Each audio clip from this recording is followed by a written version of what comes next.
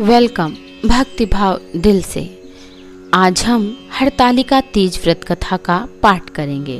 कहते हैं सुहागिनें स्त्रियां अखंड सौभाग्य के लिए इस व्रत को करती हैं। जिनके दिव्य केशों पर आग के फूलों की माला शोभा देती है और जिन भगवान शंकर के मस्तक पर चंद्र और गले में मुंडों की माला पड़ी हुई है, जो माता पार्वती दिव्य वस्त्रों से तथा भगवान शंकर दिगंबर वेश धारण किए हैं, उन दोनों भवानी शंकर को मैं नमस्कार करती हूँ। कैलाश पर्वत के सुंदर शिखर पर माता पार्वती जी ने महादेव जी से पूछा, हे महेश्वर, मुझसे अब वह गुप्त से गुप्त बातें बताइए जो सभी के लिए सरल और महान फल देने वाली हैं। हे नाथ, यदि आप मुझसे प्रसन्न हैं तो आप मुझे दर्शन दें। हे जगन्नाथ, आप आदि मध्य और अंत रहित हैं। आपकी माया का कोई पार नहीं है। आपको मैंने किस भांति प्राप्त किया? कौन से व्रत तप या दान के पुण्य फल से आप मुझको वर के रूप में मिले?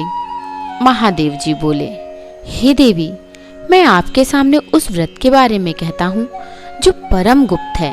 जैसे तारागणों में चंद्रमा, ग्रहों में सूर्य, वर्णों में ब्राह्मण, देवताओं में गंगा, पुराणों में महाभारत, देवों में शाम, इंद्रियों में मन श्रेष्ठ है, वैसे ही पुराण वेद सब में इसका वर्णन आया है, जिसके प्रभाव से तुमको मेरा आधा आसन प्राप्त है। हे प्रिय, उसी का मैं तुमसे वर्णन करता हूँ। सुनो। भादो मास के शुक्ल पक्ष की हस्त नक्षत्र के दिन इस व्रत का अनुष्ठान मात्र करने से सभी पाप का नाश हो जाता है।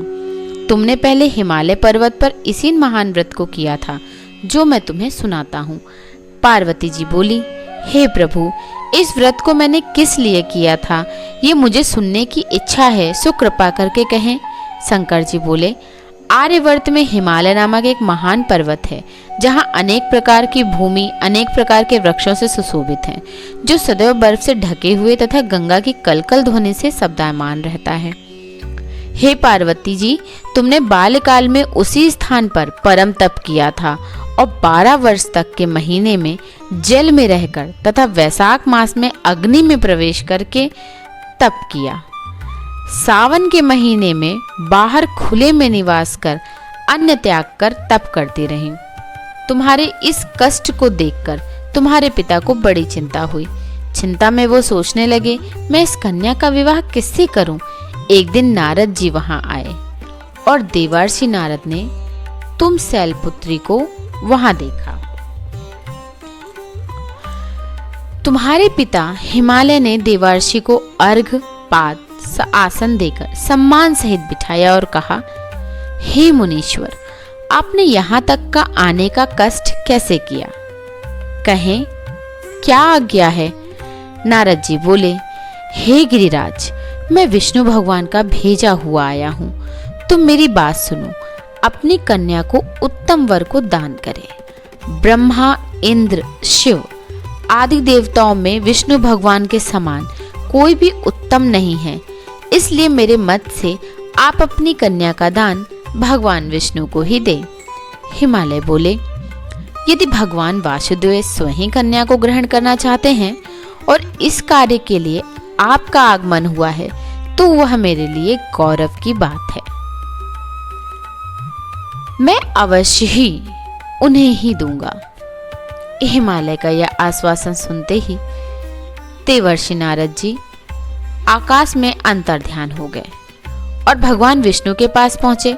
नारद जी ने हाथ जोड़कर भगवान विष्णु से कहा, प्रभु, आपका विवाह कार्य निश्चित हो गया है।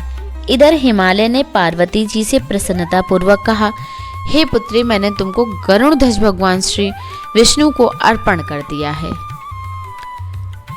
पिता के इन वाक्यों को सुनते ही पार्वती जी अपनी सहेली के घर गई और पृथ्वी पर गिरकर अत्यंत दुखित होकर विलाप करने लगी। उनको विलाप करती हुई देखकर सखी बोली, हे देवी, तुम किस कारण से दुखी हो? मुझे बताओ, मैं अवश्य ही तुम्हारी इच्छा पूरी करूंगी। पार्वती बोली, सखी सुन, मेरी जो मन की अभिलाषा है सुनाती हूँ। मैं महादेव जी को वरण करना चाहती हूँ। मेरे इस कार्य को पिताजी ने बिगाड़ना चाहा, इसलिए मैंने संदेह इस प्रद का त्याग करूंगी। पार्वती ने के इन वचनों को सुनकर सखी ने कहा, हे देवी, जिस वन को तुम्हारे पिताजी ने ना देखा हो तुम वहां चली जाओ। तब देवी पार्वती अपनी सखी का यह वचन सुन ऐसे ही वन को चली गईं। पिता हिमालय ने तुमको घर पर न पाकर सोचा कि मेरी पुत्री को कोई दानव, देव अथवा किन्नर हरण करके ले गया है। मैंने नारद जी को वचन दिया था कि मैं पुत्री का भगवान विष्णु के साथ वरण कराऊंगा। हाय, अब यह कैसे पूरा होगा? ऐसा सोचकर वे बहुत चिंतातुर हो चुके, मूर्छित हो गए। तब सब लोग हाहाकार करते हुए दौड़े और मूर्छा दूर होने पर गिरिराज से बोले कि हमें आप अपनी मूर्छा का कारण बताओ।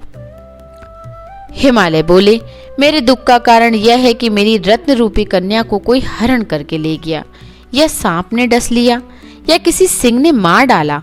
वह न जाने कहाँ चली गई, यह उसे किसी राक्षस ने मार डाला। इस प्रकार कहकर गिरिराज दुखित होकर ऐसे कांपने लगे जैसे तीव्र वायु के चलने पर कोई वृक्ष कांपता है। तत्पश्चात हे पार्वती, तुम्हें गिरिराज साथियों सहित घने जंगल में ढूंढने निकले। तुम भी सखी के साथ भयानक जंगल में घूमती हुई वन में एक नदी के तट पर एक गुफा में पहुंची। उस गुफा में तुम अपनी सखी के साथ प्रवेश कर गई, जहां तुम अन्न जल का त्याग करके बालू का लिंग बनाकर मेरी आराधना करने लगी। उस समय भाद्रपद मास की हस नक्षत्र युक्त तृतीया के दिन तुमने मेरा विधि विधान से पूजन किया तथा रात्रि को गीत गायन करते हुए जागरण किया। तुम्हारे उस महाव्रत के प्रभाव से मेरा आसन डोलने लगा। मैं उसी स्थान पर आ गया जहां पर तुम और तुम्हारी सखी दोनों थी। मैंने आकर तुमसे कहा, हे वरानने, मैं तुमसे प्रसन्न हूँ, फिर तुम मुझसे वरदान मांगो। तब तुमने कहा कि हे देव, यदि आप मुझसे प्रसन्न हैं तो आप महादेव जी ही मेरे पति हो। मैं तथास्तु ऐसा कहकर कैलाश पर्वत को चला गया और तुमने प्रभात होते ही मेरी उस बालू की प्रतिमा को नदी में विसर्जित कर दिया। हे सुबह, तुमने वहां अपनी सखी सहित व्रत का पारायण किया। इतने में तुम्हारे पिता हिमवान भी तुम्हें ढूंढते ढूंढते उसी घने वन में आ पहुंचे। उस समय उन्होंने नदी के तट पर 2 कन्याओं को देखा तो ये तुम्हारे पास आ गए और तुम्हें हृदय से लगाकर रोने लगे। बोले, बेटी, तुम इस व्याघ्र जंगल में, घने जंगल में क्यों चली आई हो? तुमने कहा, हे पिता, मैंने पहले ही अपना शरीर शंकर जी को समर्पित कर दिया था, लेकिन आपने नारद जी को कुछ और बोल दिया, इसलिए मैं महल से चली आई। ऐसा सुनकर हिमवान ने तुमसे कहा कि मैं तुम्हारी इच्छा के विरुद्ध यह कार्य नहीं करूंगा। तब वे तुम्हें लेकर घर को आ गए और तुम्हारा विवाह मेरे साथ करा दिया। हे प्रिय, उसी व्रत के प्रभाव से तुमको मेरा अर्धासन प्राप्त हुआ है।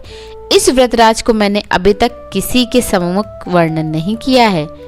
हे देवी, अब मैं तुम्हें ये बताता हूँ कि इस व्रत का यह नाम क्यों पड़ा। तुमको सखी हरण करके ले गई थी, इसलिए इसका नाम हरतालिका पड़ा। पार्वती जी बोली, हे स्वामी, आपने इस व्रतराज का नाम तो बता दिया, लेकिन मुझे इसकी विधि और फल भी बताइए कि इसके करने से किस फल की प्राप्ति होती है। तब महादेव भगवान शंकर बोले, सौभाग्य की इच्छा रखने वाली महिलाओं को यह व्रत पूरे विधि विधान के साथ करना चाहिए। व्रत में केले के खम्भों से मंडप बनाकर उसे वंदनवारों से सुशोभित करें। उसमें विविध रंगों के उत्तम रेशमी वस्त्र की चांदनी ऊपर तान दें। चंदन आदि सुगंधित द्रव्यों का लेपन करके महिलाएं एकत्रित हों। शंख, भेरी, मृदंग आदि बजावें। विधि पूर्वक मंगलाचार करके श्री गौरी शंकर की बालू निर्मित प्रतिमा स्थापित करें। फिर भगवान शिव पार्वती जी का गंध, धूप, पुष्प आदि से विधि पूर्वक पूजन करें। ऐसा करने से अनेकों नैवेद्यों का भोग लगावें और रात्रि को जागरण करें। नारियल, सुपारी, जवारी, नींबू, लौंग, अनार, नारंगी आदि ऋतु फलों तथा फूलों को एकत्रित करके धूप दीप आदि पूजन करके कहें, हे कल्याण स्वरूप शिव, हे मंगल स्वरूप शिव, हे मंगल रूप महेश्वरी, हे शिवे, सब कामनाओं को देने वाली देवी कल्याण रूप, तुम्हें नमस्कार है। कल्याण स्वरूप माता पार्वती, हम तुम्हें नमस्कार करते हैं। भगवान शंकर जी को सदैव नमस्कार करते हैं। हे ब्रह्म रूपिणी जगत का पालन करने वाली माँ, आपको नमस्कार है। हे सिंह वाहिनी, मैं सांसारिक भय से व्याकुल हूँ, तुम मेरी रक्षा करो। हे महेश्वरी, मैंने इसी अभिलाषा से आपका पूजन किया है। हे पार्वती माता, आप मेरे ऊपर प्रसन्न होकर मुझे सुख और सौभाग्य प्रदान कीजिए। इस प्रकार के शब्दों द्वारा उमा सहित शंकर जी का पूजन करें। विधि पूर्वक कथा सुनकर गौ, वस्त्र, आभूषण आदि ब्राह्मणों को दान करें। इस प्रकार से व्रत करने वाले के सब पाप नष्ट हो जाते हैं। अब जानते हैं इस व्रत का महत्व। इस व्रत को करने से क्या होता है। हरतालिका तीज का पर्व भगवान शिव, माता पार्वती के अटूट रिश्तों को ध्यान में रखकर किया जाता है। इस दिन महिलाएं 16 श्रृंगार करके पूजा अर्चना करती हैं और अखंड सौभाग्य का आशीर्वाद प्राप्त करती हैं। साथ ही हरतालिका तीज की कथा सुनती हैं। मात्र भगवान शिव, माता पार्वती का आशीर्वाद प्राप्त होता है और सुख, शांति, समृद्धि, वृद्धि होती है। कथा पवित्र मानी जाती है, इसलिए हरतालिका तीज कथा अवश्य सुननी व पढ़नी चाहिए।